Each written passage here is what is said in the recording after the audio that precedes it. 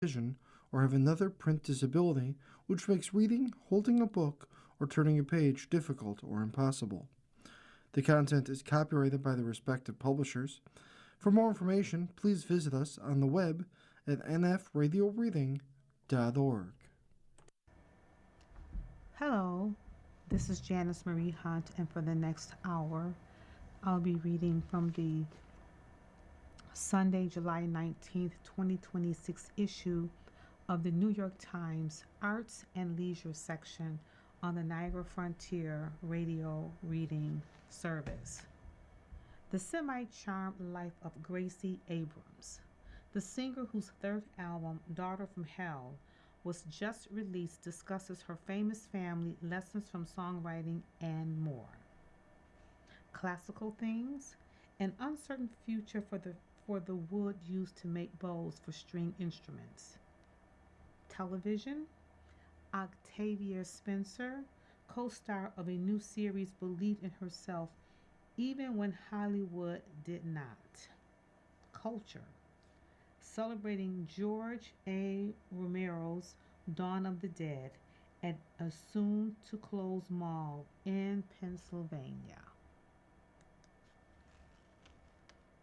On paper, the young pop star Gracie Abrams has had a speed run through the entertainment industry complex. She grew up in Los Angeles, the daughter of J.J. Abrams, Star Wars Lost, and Katie McGrath, chief executives of Bad Robot Productions. She came of age as an artist in and around an emerging pop creative class that included the producer Blake Sloutkin and the Kid Laroi and Tate McRae. Her best friend Audrey Hobart is a longtime collaborator who has become an emerging pop star in her own right. And Abrams' witty and confessional whisper pop has earned her opening slots for both Taylor Swift and Olivia Rodrigo, the current lodestars of a Big Tent singer-songwriters. And yet, all of those things viewed through a different lens could be perceived as a burden, an invitation to heavy scrutiny of an artist still early in her career development. Such associations and expectations have made Abrams 26 sometimes reluctant to share too much about certain parts of her life, especially as her star rises with viral songs turned radio hits That's So True, I Love You, I'm Sorry, a Grammy nominated duet with Swift Us, and a 2024 nomination for Best New Artist. But something has shifted on her third album, Daughter from Hell, which was released on Friday. She confronts with more directness where she came from and the disoriented place she's ended up. Hit the Wall, the album's first single, is about being a burden. I'm not a problem you can solve, she sings, while the follow up, Look at My Life, dares to express at least a passing dissatisfaction with the trappings of fame. On the title track, Abrams reckons with her relationship with her mother and the ways in which she now regards her charmed teenage years warily. Just how it is in any household, I think there's so much going down all the time. You're sometimes fighting to find your own lane, and for me, that included a total rejection of being around my family, Abrams, the middle child between two brothers, said on Popcast, the New York Times Culture Chat show. I would sometimes put myself in positions that were actually unsafe, that I think I probably thought I was hiding more successfully than I was. Her willingness to engage with family tensions comes alongside a surprise peek into her longtime relationship with the Irish actor Paul Mescal, who co-wrote a song with Abrams for this album. She chose to include the song Imaginary Friend, despite the additional public probing it might invite. Abrams said that no amount of hate or trolling could take away how happy your experience was making something or how much you learned about yourself or your partner. In conversation with Popcast, John Caramanica and Joe Coscarelli, Abrams discussed shaking off the weight of old associations, navigating the internet as a young star, and the things you miss when fame whisks you away. These are edited excerpts from the conversation. Joe, I wanted to start with the title of this album, Daughter from Hell. We just met, but you seem like a very polite, well mannered. Gracie. Yes, I decided to be decent for you all. Joe, you've made a name for yourself being nominated for some awards. Where does this version of you as a daughter from hell stem from? Gracie, the title track was written toward the end of the process of making the album. It felt like the first time I was able to write a song, but really, write anything other than a text, apologizing to my mom for being so brutal growing up. Obviously, adolescence is tough for the child and for the parent. My mom and I, we earned our relationship. We have now for sure. We FaceTime, I call her like 6 times a day. It just took so long to get to this point, and I feel like as I have grown up, I have luckily had more time to reflect, and I owe her a big fat sorry and thank you. It wasn't always lovely. Hmm. Caramanica. Were you a real hellion as a teenager? Gracie. It wasn't the craziest you've ever heard, but there was lots of sneaking out. I think I would sometimes put myself in positions that were actually unsafe. If you're a young kid, especially growing up in LA, there's maybe more access to things earlier on where if I put myself in my parents' position, I would also be scared at times, you know? It was just lots of lying. Joe, we should say for those who don't know, your father is the producer J.J. Abrams.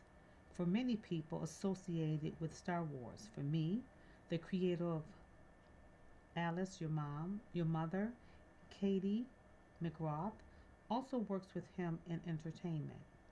Did you play them the song, especially your mom, and what was her reaction? Gracie.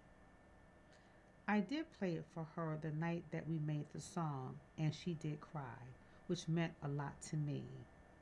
We've communicated prior to that song being written by laundry lists of apologies for probably taking years off her life, and I think she received it in a way I hope she might. Caramanica. Were there certain things you feel could come out only in this format? Gracie. I was listening to David Byrne talk about this with Louis Theros. He was saying that sometimes it's the music that you hear in the room that makes you recognize a feeling that you have not been looking at that just kind of bubbles out. That was the experience writing that song, and I was really hardcore weeping in a way that I haven't written writing a song in a long time. There are some descriptors, and I think there's a softness in that song. In particular, while it is a love letter and a thank you note, it also presents personal anxieties about never achieving the quality of person that I know my mother to be. And I don't think I've ever said that to her directly before. It was nice to vomit that up. Hmm. Joe. This album and the last seem to share this 1 foot in adulthood, 1 foot in where you came from thing. Working on what it means to bloom into your full adult self. Another new song, Look at My Life, also has some anguish and insecurity. You have this line: I got what I wanted, it doesn't sit right. What is it that you're still wanting and reaching for that makes it so all you've done doesn't feel like enough? Hmm. Gracie. It doesn't feel like teenage anguish was the place that I wrote that song from. I was in college for 1 year at Barnard and took a leave of absence. And I sometimes like there's so much life and so much beyond my wildest dreams that has gone in the past handful of years that it's hard for me to wrap my head around. And I also think sometimes about what learning did I miss out on that might be integral to my development as a person on this planet, not just as a musician, but as a friend and a family member. And, you know, this is corny, but global citizen. Not that college is the place you get everything you need to know, but there was something about that. There's like something fishbowl equate about perception with a platform that also feels stranger as I do grow up. I was a bedroom dwelling teenager in many ways. I was introverted, and there's something about the amount of energy that it takes which I love giving, but my social battery drains quicker than other people's sometimes. Hmm. Joe, you grew out of this very vibrant emerging cultural scene in Los Angeles and then a bit in New York. Your co writer and longtime friend Audrey Hobart has a career of her own. Your teenage boyfriend Blake Salkin was working for the producer Benny Blanco and became a hit writer and producer on his own. You were around the Kid Laroi, Addison Rae, Tate McRae. What was it like to be part of this very hungry, very driven ecosystem, ecosystem at such a young age? It was so cool in real time. When Blake and I met, I was 15 and he was my first collaborator, and he was also as amazing as he is. He was just so committed and so passionate and was Benny's intern at the time. So it would be like my introduction to Benny's world, and there was this electric mix of artists from all different lanes, amazing chefs and sculptors, and it was such a crazy thing to see, despite having come from the household that I did. Nothing when you're a kid is less cool than what your parents are doing. Even if now I can appreciate, like, what a gift to have grown up with learning that vocabulary. It was like having this magical door into Narnia. Everyone was there except because they loved each other. And everyone just wanted to make things. And then a couple years go by, and it is everyone who just listed really working hard and coming over to the house all the time. That's what I learned from Blake. Just the discipline of the whole thing. I was just so lucky to absorb their grit for it. I also always felt like a bit of an observer because even the kind of music that I was writing was like not as heavy. I really did just feel like I'll be here mimic scrutin strumming guitar. Hmm. Joe. While they're making pop smashes racy, while they're making stay you know what I mean, Manica. Did it at least make the whole thing seem plausible? You weren't streaming your guitar in the back of a 2 bedroom apartment in Oklahoma City, Gracie. 1,000,000%. I also think that growing up in LA, period, is not a radical concept to pursue the arts as an adult. It was just rich with inspiration and ultimately. Hmm, Joe, as much as you've benefited from the passionate stan communities of the pop internet, you've been on the receiving end of some from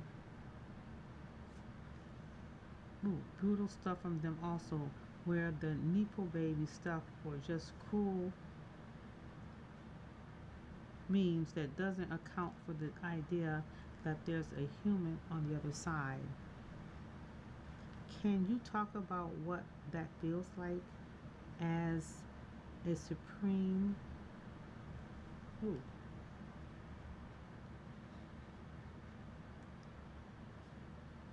Coscarelli?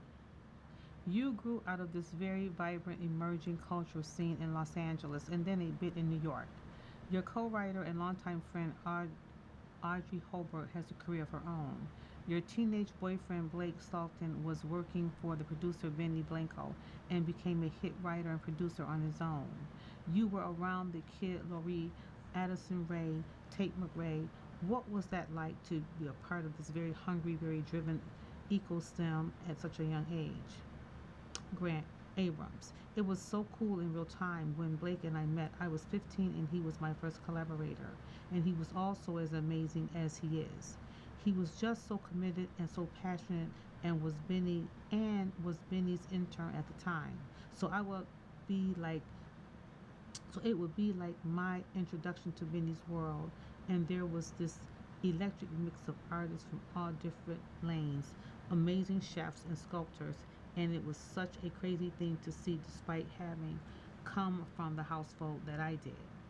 Nothing when you're a kid is less cool than what your parents are doing, even if now I can appreciate it. What a gift to have grown up with learning that vocabulary. It was like having this magical door into Narnia. As everyone was there because they loved each other and everyone just wanted to make things. And then a couple years go by and it is everyone you just listed really working hard and coming over to the house all the time. That's what I learned from Blake. Just the discipline of the whole thing. I was just so lucky to absorb their grit for it. I also like I also always felt like a little bit of an observer because even the kind of music that I was writing was like not as heavy. I really did just feel like I'll be here mimics stumbling, strumming guitar. Coscarelli. While they're making pop smashes, Abrams. While they're making stay, you know what I mean? Carol Manica. Did it at least make the whole thing seem plausible? You weren't strumming your guitar in the back of the two-bedroom apartment in Oklahoma City. Abrams. 1,000,000%. I think also that growing up in LA, period, it's not a radical concept to pursue the arts as an adult. It was just rich with inspiration and untimely. Coscarelli. As much as you've benefited from the passionate stan communities of the pop culture, you've been on the receiving end of some brutal stuff or just cruel memes that don't account for anything, for the idea that there's a human on the other side. Can you talk about what that feels like as a young woman to be pillared in that way? Abrams. Well, I mean, the hope stuff is obviously is the discourse appropriately. I think about the privilege that the privilege there, and it's like I had I had a safety net, and and that allowed me the ability to experiment and to concentrate, and I had the gift of time to dedicate to doing this thing I love. I wasn't growing up afraid financially, and that's the biggest deal. And when the specific household that I was born into, there was just there is just this vocabulary that I'm so lucky to grow up with. So like when I see people pointing that out, it's like I get it hardcore. The jokes and things I understand the tone of the internet. Caramanica, like the mocking Gracie Abrams memes. Caramanica, like the blurry, ooh, like the blocking Gracie Abrams memes.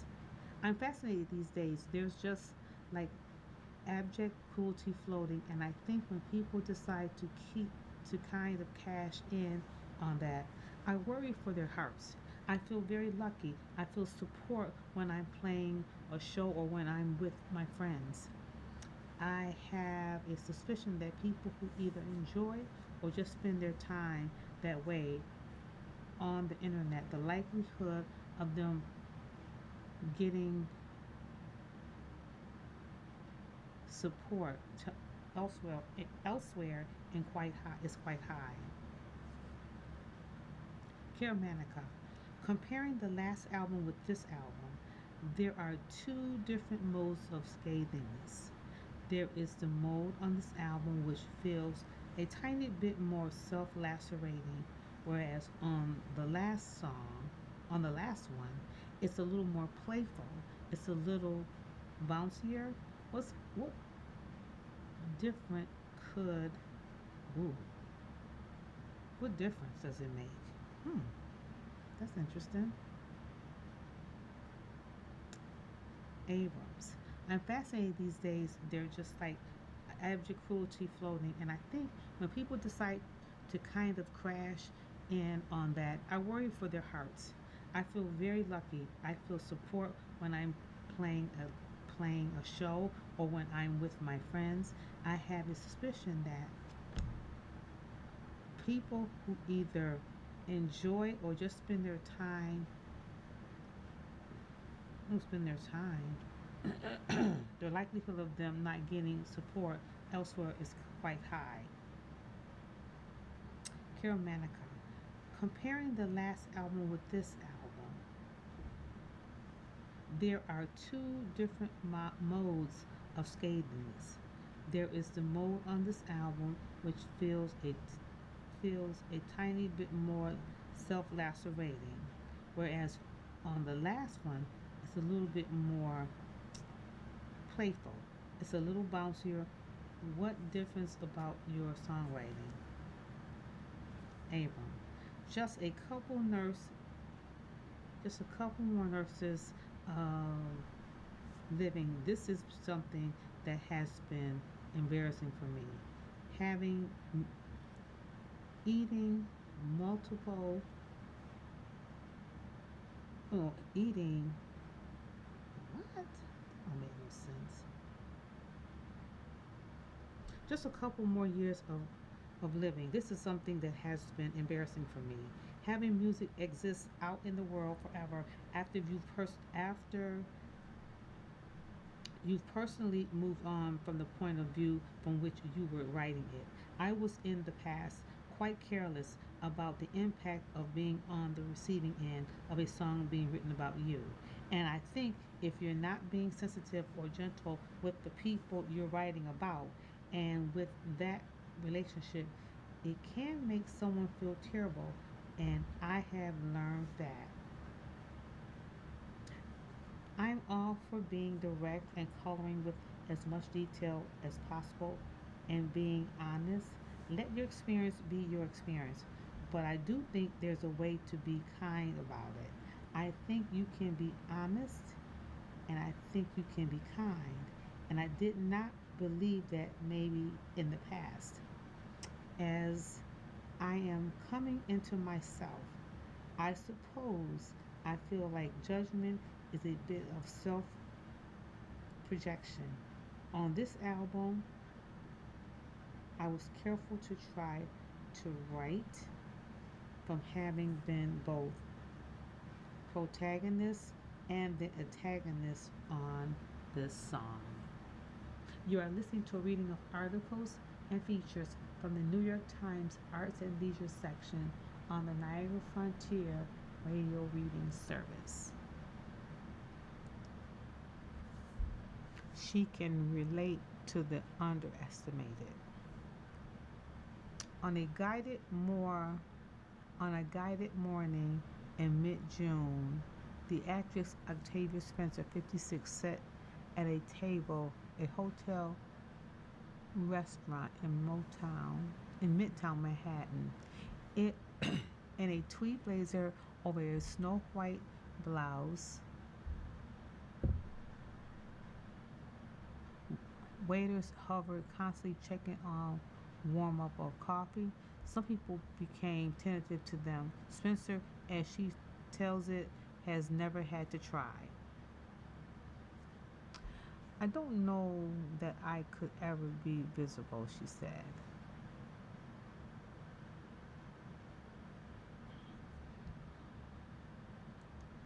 Growing up as the sixth of 7 children, she had eyes on her constantly. I didn't have to fight for attention. I had to fight for what I would like to call sovereignty, she said, which is probably why I have a problem with power, with somebody in charge of me. She has won that fight, though. It took more than 20 years for Spencer to become a film and series lead, as well as a respected producer. This year, as she is the co-star and executive producer of the action comedy Ride or Die, now streaming on Amazon Prime Video, and has narrated and produced a second season of her true crime series Lost Women on HBO Max. She has always felt that she deserved this success, even in her years as a casting assistant, even back when she was relegating to a single scene, a single line. I wish I could bottle it up and give it to the world to say you have importance. Now, take up as much space as you want, she said.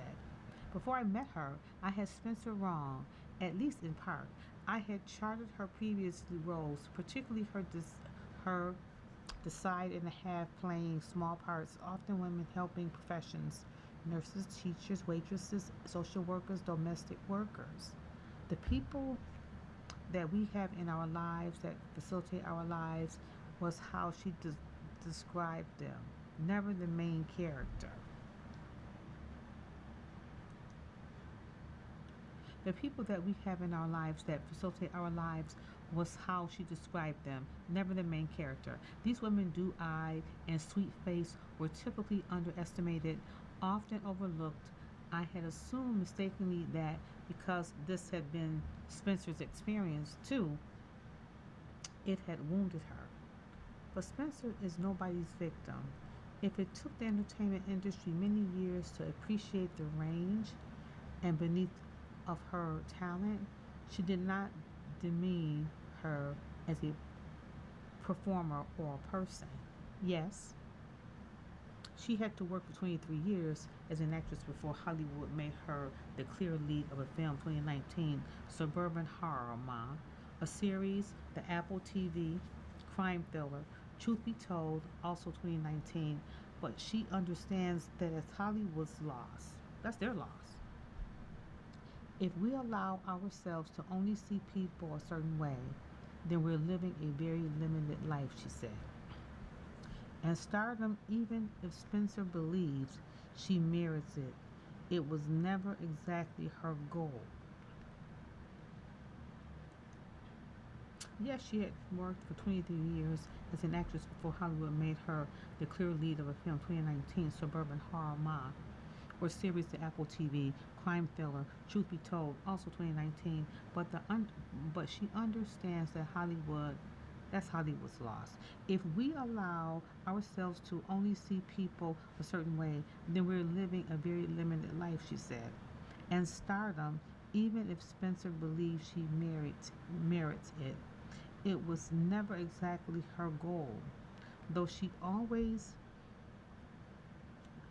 though she always enjoyed performing. She didn't think about she did not think that she could make a career of it. At Auburn University, she majored in English, relegating theater and journalism to mirrors, but an, but an attraction to the show business remained. After graduation, she began working on film sets in low-level assistant jobs, often in the casting department. In those years, various bosses encouraged her to read for small roles, but she always declined when she was working on the 1996 legal thriller, A Time to Kill, and she finally felt ready for the risk. She asked the director, Joel Schumacher, for a title for a role, and he gave it to her. She played a nurse, the first of many. The actress Viola Davis met her not long after on the set of Steve Bachow's short-lived medical drama, City of Angels. Even back then, a decade before they would co-star as domestic workers in 2011. Wow. Film The Help, for which in which Spencer was an Oscar, Spencer self-possessed impressed Davis. She doesn't apologize for herself. She said there's nothing in her that she's trying to fit into any sort of mold. That's a beautiful thing. The actress Melissa McCarthy also knew her in the early days. They had a mutual friend in Tate Taylor, who would eventually direct The Help, and he used to invite Spencer along to McCarthy's improv show. Spencer's laugh was infectious, contagious. She was often the funniest person in a given room, McCarthy said, mostly because she never forced anything. McCarthy sees a similar ease in Spencer's performances. You feel everything she thinks, McCarthy said. You never have to give Octavia a line in a movie where she's explaining how she feels. It just comes through her. That's the magic trick. In those years, Spencer, who is a built despite severe dyslexia, will go to garage sales, picking up paperback books and buying the rights on the cheap to any that she thought might make a good movie. None panned out, but she eventually received her first producer credit in 2013, where she helped raise funds for Ryan Coogler's first feature film, Fruitvale Station. She has since founded a production company called Orbit that supports varied projects using something that really and truly resonates with me, she said. One of Orbit's first major undertakings was the 2020 Netflix miniseries Self Made, about the early 20th century hair care mogul Madam C.J. Walker, America's first self made female millionaire. Spencer, who starred as Walker, is also self made, but she doesn't see a specific parallel. How many women do you know who haven't made their own way? She said. Spencer named her company for what one casting director boss who can't who can't bother to learn her actual name called her on the first day. Spencer's telling of the story is hysterical. She does the woman's voice, high, demanding as she calls, Orbit, Orbit. It doesn't seem entirely an accident that Spencer named her company after an incident in which she was disregarded, but she doesn't dwell on that. She would later discover that in Hebrew the word orit means light. That felt right. Because I do take on a lot of dark stories, but at the end of them, I hope to bring light and hope, she said. Whether in person or on screen, Spencer seems trustworthy, even comforting, which makes her an ideal steward of potentially unsettling material. That's largely why Nichelle Tremble Spellman, the creator of Truth Be Told, cast her in the lead. I knew she would be able to play the dark parts of the character without ever alternating the audience, she said. There is darkness to space in the true crime shows.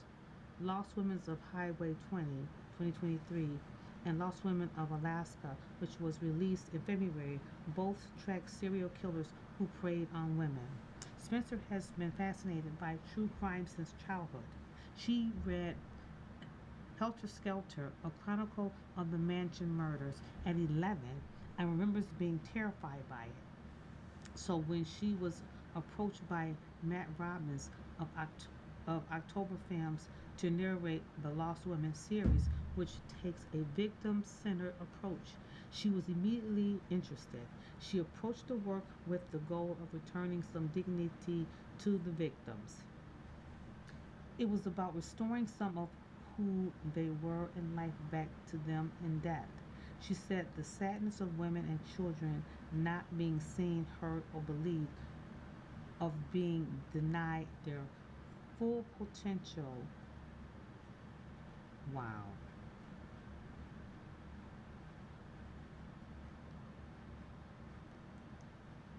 Robin said this tangible empathy is crucial.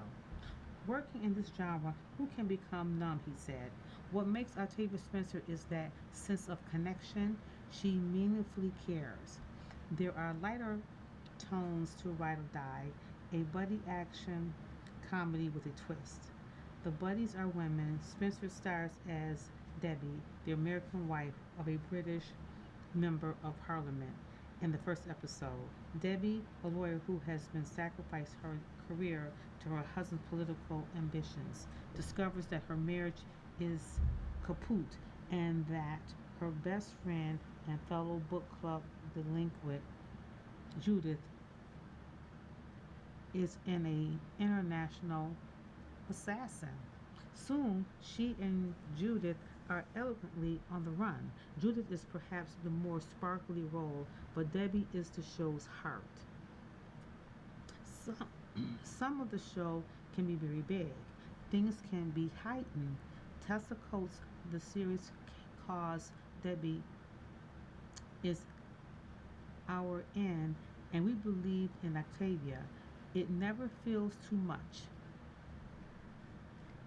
Quotes between describe Debbie as the Jessica Fletcher to Judith's Jason Bourne. Spencer had done little comedy and even less action before Ride or Die, but she found the premiere delectables. The idea that a woman in her 50s could discover new skills, could have new adventures, could deepen her relationship with her best friend, and maybe a, a enjoy a dalliance or two. This was all tantalizing. Spencer is adamant that she doesn't put her own personality into her characters. For her, acting implies a deductive process, a rigorous inquiry into a character's motivation and psychology. You will see the artifice if I'm infusing myself in it, she said, but she feels closer to Debbie than to anyone else she's ever played. They both excel at emotional intelligence, logical reasoning, and looking fantastic in a cape. Spencer is not giving to action sequences in her personal life, but she enjoyed the challenge. Let me just tell you, as a both foot on the floor kind of gal, it was exhilarating, she said.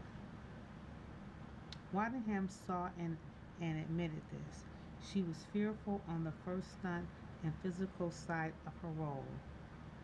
Waddingham said, but she but she hit it head on, literally sometimes. Debbie isn't a Debbie isn't a lost woman. but like many of the women Spencer has spent her career playing, she's initially and undervalued. Her smarts and charm are messy ignored, but over the course of the series, she comes into her own and the world recognizes it. That's what Spencer wants for herself and for every woman. For a woman of a certain age, I feel blessed. I feel seen, she said. It was a hard time being there, but I just want to make that possible for all women. I just want there to be the norm. You are listening to a reading of articles and features from the New York Times Arts and Leisure section on the Niagara Frontier Radio Reading Service. A Way Forward Without Its Visionary. Robert Wilson's most enduring work might well be a place. In 1986, he discovered an abandoned industrial laboratory in Water Mills, New York, on the South Park of Long Island. Over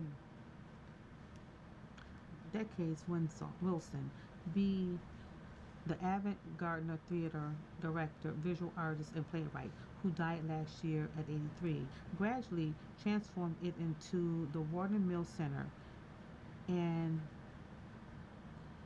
incubator for his projects and those other arts from all over the world. The close connection between Wilson and Watermill is captured in the documentary Robert Wilson in Situ by Pauline DeGrun. It's a 2006, and Wilson acknowledged that he's totally bankrupt and in debt. A final completing construction for a grand opening. As the clock ticks, he scrambles to avoid anything else as he wants it. Perpetually dissatisfied, he experiments continually, making no distinction between choosing the color of gravel or deciding on the text of a play. God, give me eyes and I will see them, he says a little testified when the coordinator tells him that one of his requests is impossible.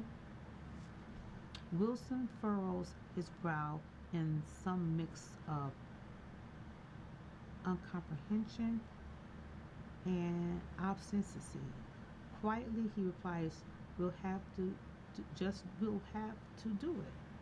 We see him signing, we see him staging, directing, teaching. One participant comments that Wilson sucks your blood but makes you feel you can do anything. At one point, Wilson asks, when I'm no longer living, can this place exist? On July 25th,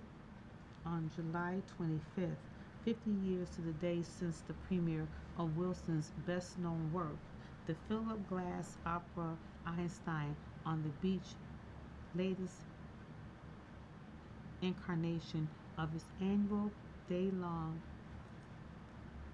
summer festival. Like earlier festivals, Limitless Times draw on the combined efforts of international artists in residency at or near the conditional artists in residency at or near the center. A high art carnival. It features performances all over the grounds with a guest artists including Laura Anderson, Lucinda Childs, Isabel Hubert, and other luminaries who collaborate with Wilson over the years. The festival is an ever a fundraiser for Watermill and its residents, attracting the well-heeled from Manhattan and the nearby Hamptons. But this first festival stands Wilson's death is inevitable, haunted by Wilson's questions. A repository for Wilson's enormous collection of art, Watermill is also a work of art in itself. He designated its laws governs wood and teak wood terraces down to the placement of each tree. In other years of his perpetual life, Watermill was the closest thing Wilson had to a home. It was there that he died. Bob was always saying he didn't want Watermill to become an institution, said Charles Chemin, Watermill's new artistic director. He didn't want to create a Bob Wilson school, but Watermill is filled with the vision of Bob Wilson with his unique form of competition and his unique way of collaborating.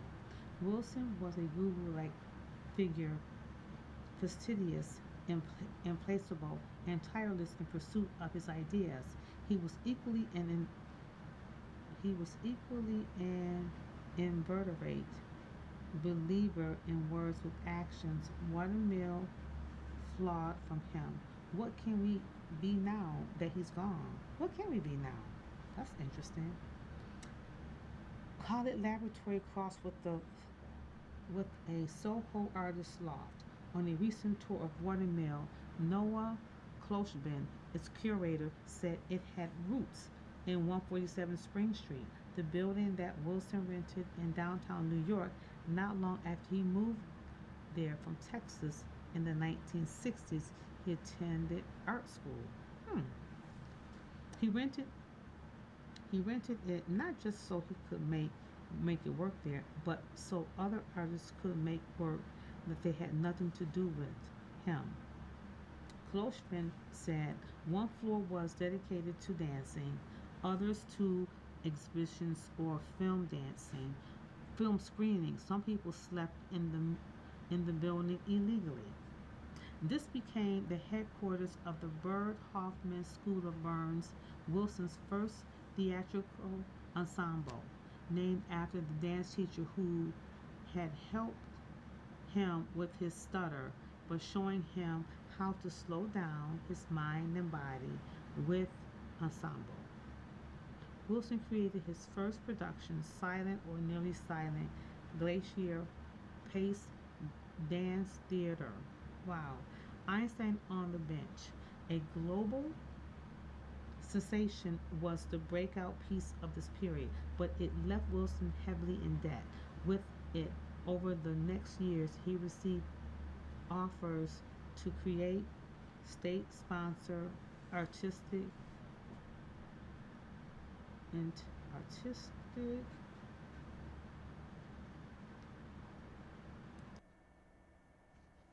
state-sponsored artistic incubators in Europe, where his work found much more support than the United States, but he wanted a place in his home country. Eventually, he found Watermill, a research laboratory constructed by Western Union in the 1920s. Until the 1960s, it was a hub of innovation in communications. An early version of the fax machine was developed there. When Wilson came across the site, though, it had been abandoned for decades. He saw the broken windows, the leaky roofs, and the rusted machinery surrounded by natural beauty, and he had a vision of what it could become.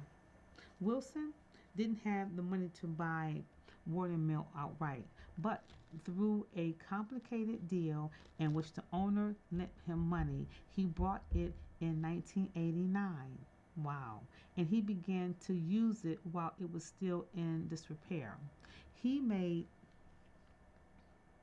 it part of his contract that if you wanted to hire Robert Wilson, you had to do all the pre-production at Watermill during the summer.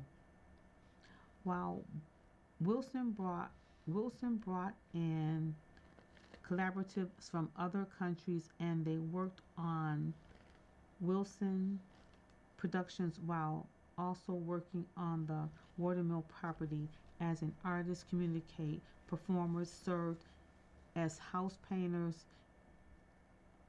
gardeners, construction laborers. That practice developed into a summer residency that culminated in a yearly benefit performance in 2006. When construction was finally complete, the residence became year round. Wilson spent summer at Watermill. More permanent was the composition of the site and his art collection of some 8,000 works, about the size of the Whitney Museum's holdings. Clotian says around 1,000 are the display at any time. Pieces by Donald Judd, Agnes Martin, Max Ernst, or Rene Magritte. Might be placed next to a life-size Indonesian Tata figure of an African mask. There are ooh, shoes worn by Wilson's heroes George Blanchard's Rudolph, Jerome. There are more than 600 chairs. Wow. Bob believed in creating space that tells stories, Shimen said, but more in how the juxtaposition of elements allows someone to create his or her own stories. Many artists' residencies have a library and an active as Watermill does. Few, if any, though, have such a collection. Even more unusual, residents are allowed to handle the items freely and bring them to their rooms. Artists can work outside or inside as they prefer, but the working space don't have doors that close. Interaction is inevitable. Artists can work outside or as their space prefer, but the working space don't have doors, they close. Interaction is inevitable. Watermill is not neutral, Shimen said. Some people like to go to a residency with no other influence than their own brain. But what we built here is about the possibilities of impact. Shimen's experience with other possibilities is deep. His connection nearly failed. His first experience as Watermill came when he was 10 as an actor in residence. His father, Philippe, had acted in Wilson's productions, and Wilson sometimes lived with Shimen's family in Paris before Shimen could speak. Wilson would routinely have some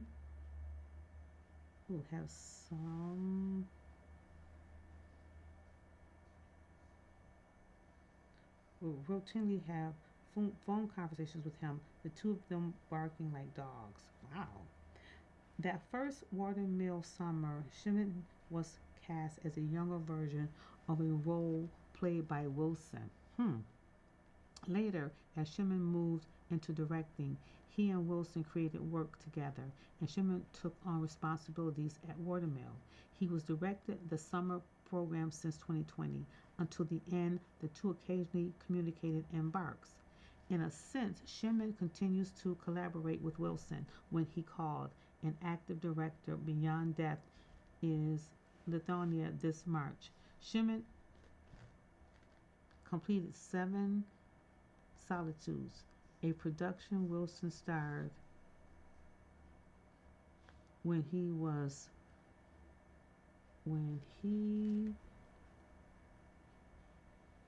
knew he didn't have long to live.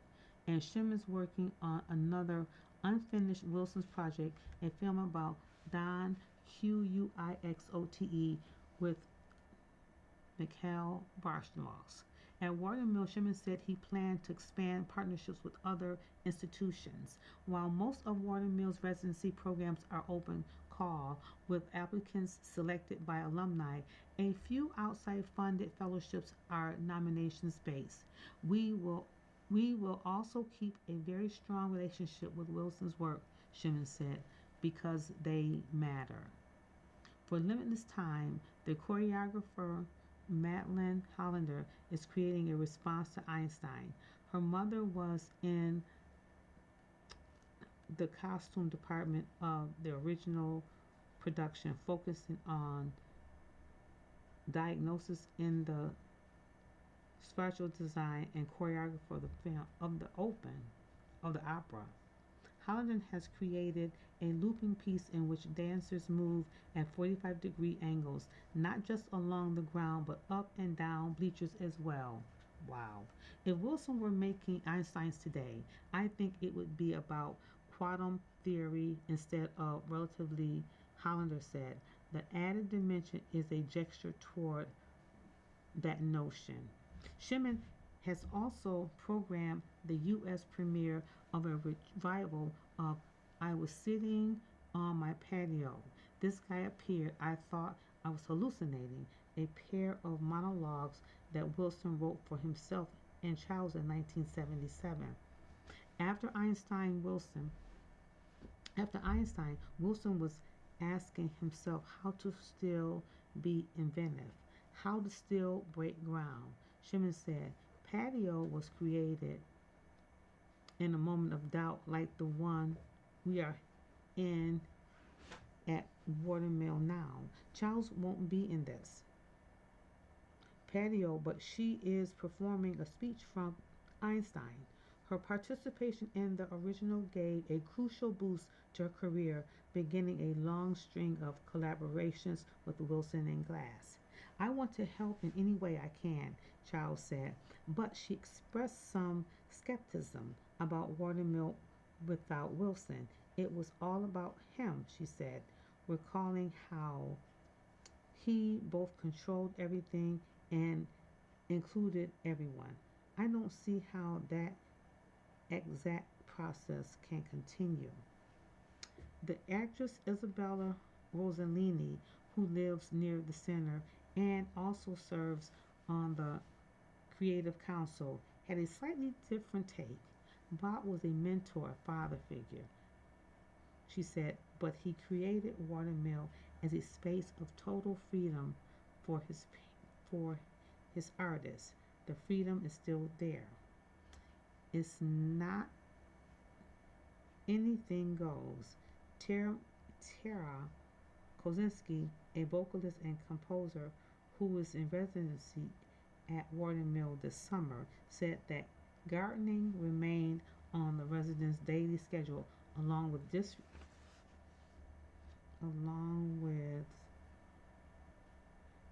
diagram geometrically precise ways of setting the table.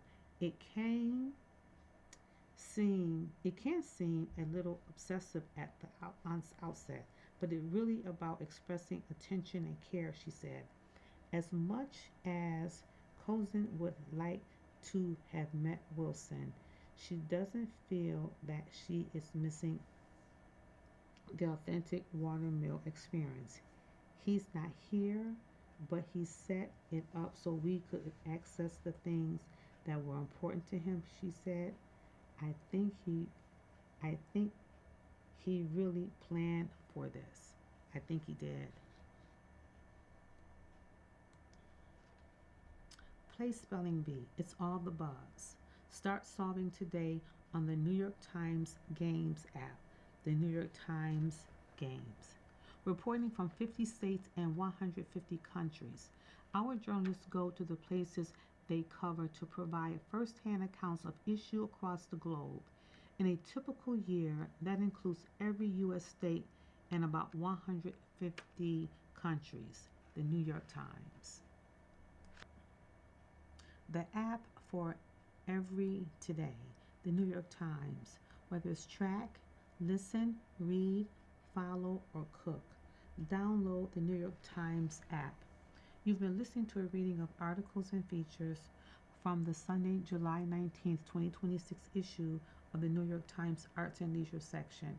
We read from the New York Times Arts and Leisure section every Sunday at 3 p.m. Your reader has been Janice Marie Hunt. Thank you for listening. Coming up next in the Niagara Frontier Radio Reading Service, we have the re-airing of this morning's Buffalo News. Following that at 6 p.m. is the Buffalo News Viewpoints. Stay tuned for this reading and more throughout the day.